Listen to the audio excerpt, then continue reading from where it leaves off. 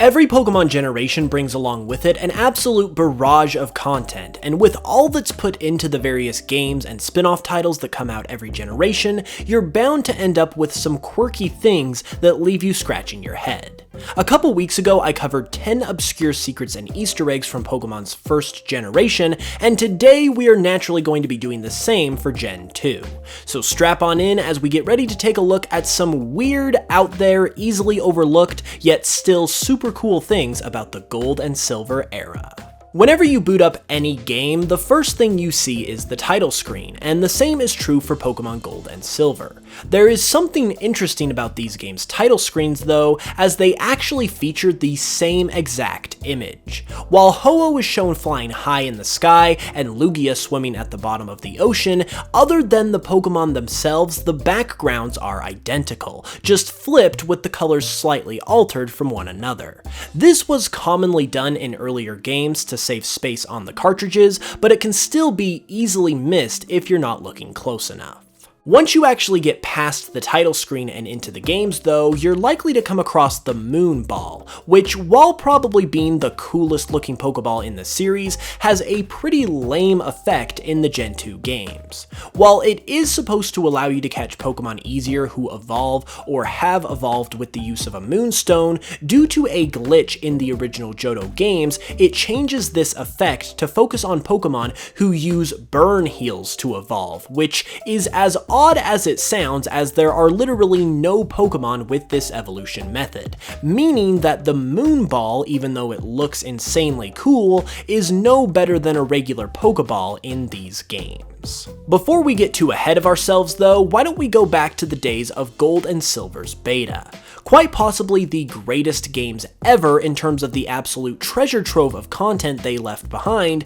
there's one thing about these titles that was changed for the best, but likely due to a quirky circumstance. Before the game's starting town, New Barktown, was named as such, it was actually called Silent Hills in the beta. Now, this probably sounds creepy as all get out to most of you, and that would be thanks to the acclaimed Silent Hill horror games, which in all likelihood are the cause of New Bark's name change. You see, the first Silent Hill game released in 1999, shortly before Gold and Silver were set to launch themselves. Since it was clearly a prominent title in its own right and was released right around the same time frame, it likely caught the attention of Game Freak, who then switched the name of the Johto town before their game came out to avoid any conflict. It's a bit of an odd connection for two games that have nothing to do with each other otherwise, but it certainly makes for a pretty good bit of history. Another thing that's easy to miss if you didn't have the right tools to make it happen, especially at the time, is Surfing Pikachu.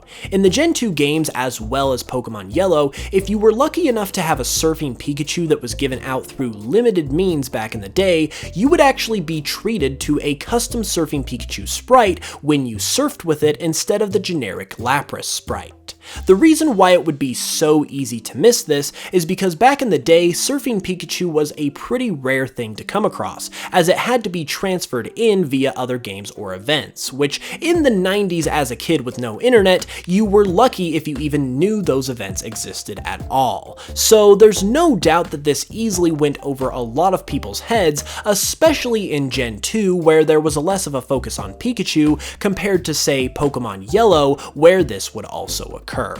One of the new mechanics that was introduced in the Gen 2 games, if you don't count Pikachu and Pokemon Yellow, is friendship. This is a value that determines how much your Pokemon like you, and can enable certain things like evolution if the value is raised high enough. Since there isn't really an easily accessible friendship meter in the games like there is for other stats though, it was easy to be sort of confused with the feature or how to control it, which is why an underlying feature from Pokemon Crystal can easily go unnoticed. When you catch Pokemon in Crystal version, if you level them up in the same place you caught them, they will gain between double the amount of friendship compared to anywhere else. This only happens in Crystal, and only Pokemon caught in Crystal can actually access it, since at the time Crystal was the only game to give Pokemon a met location. It's a cool little extra detail that could have easily been left out without much consequence that can make for a nice discovery all these years later if you hadn't known it already.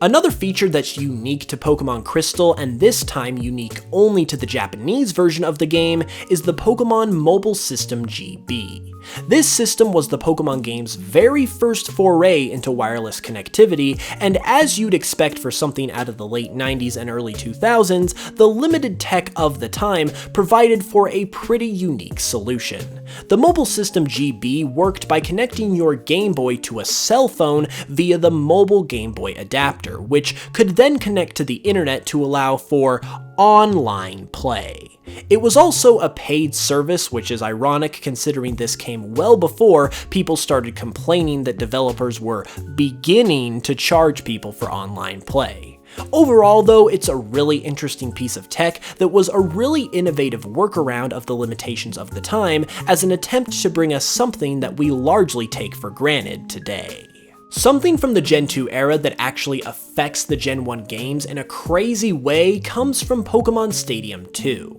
In that game, there is a function in the lab that allows you to move items between both Gen 2 and Gen 1 games using the Nintendo 64's transfer pack. Well, by using the color case for items in Gen 1 games, you can actually face Sabrina as early as the second gym leader in Red, Blue, and Yellow simply by transferring in a drink to give to the Saffron City guards from another Gen 1 game.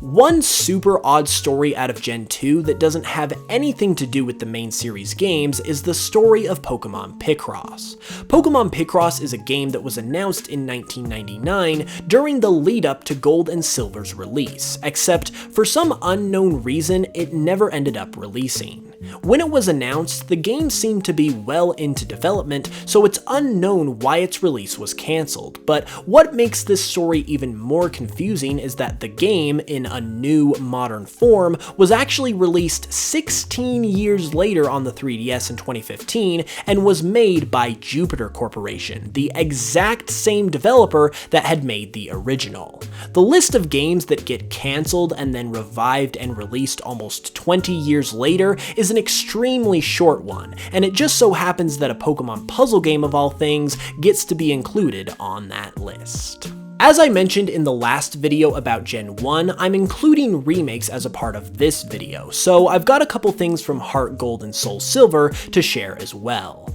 Something that anyone could easily go the whole games without coming across in these titles are the Shiny Leaf and Shiny Crown. What are these, you might ask? Well, they are rare collectibles that your partner Pokemon can pick up while walking around with you that are really nothing more than a completionist's item and don't really do anything at all, which makes the fact that they're so rare all the more strange, and stranger still is the method that you have to go about obtaining them. It starts with you talking to your Pokemon in tall grass, but what determines whether or not you'll find a shiny leaf is the nature of your Pokemon combined with the route that you're on. Your Pokemon's nature has to line up with the route that has been assigned to that nature in order to be able to find one, which is a really unusual method of retrieval for something that ultimately does nothing. If you can find 5 shiny leaves though, you can take them to either Lyra or Ethan, who will make them into a leaf crown, which will then be displayed on your Pokemon's status screen,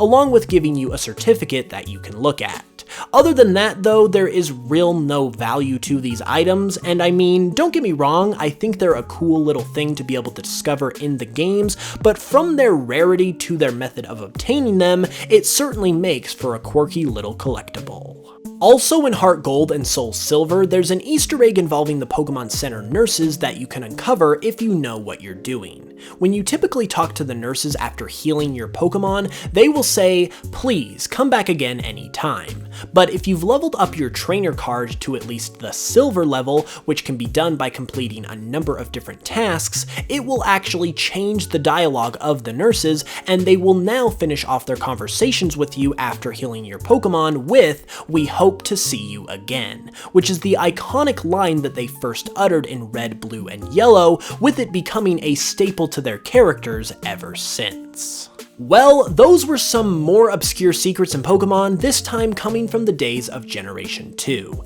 If you enjoyed the video, please leave a like, comment, and subscribe if you're new for more Pokemon content all the time. You can also check out my Spotify for Pokemon remixes to support the channel further, or check out my Pokemon Cardinal project if you haven't yet. I'll be back on Tuesday with another video, so hit the notification bell for that, and until then, as always, I love you all very much, and I will smell you guys later.